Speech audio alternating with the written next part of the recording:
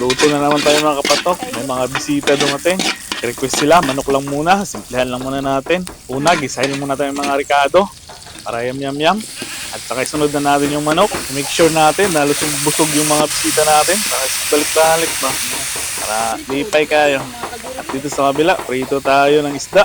I-3-in-1 natin para mabilis. Saka isa lang yung init para pahinga na kaagad. At yung mga salang na kaldero, kanin, malapit na rin kumulo. Gisahin lang natin mabuti yung manok para mawala yung langsa. Naka-high flame tayo. Huwag tayo mo, daghang kayo. Huwag ka, pagod kayo.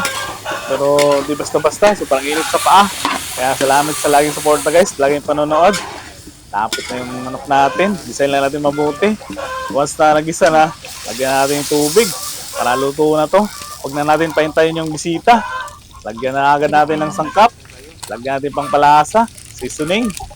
At saka asinan na natin. Gamitan lang natin ng tansya-tansya para masarap yung lasa niya. Lagyan ng paminta. Oops. At saka isunod na natin yung naiwan natin ng carrots at saka patatas. Hugasan siya ng mabuti guys. Hintayin na natin na lumambot yung carrots at saka patatas natin.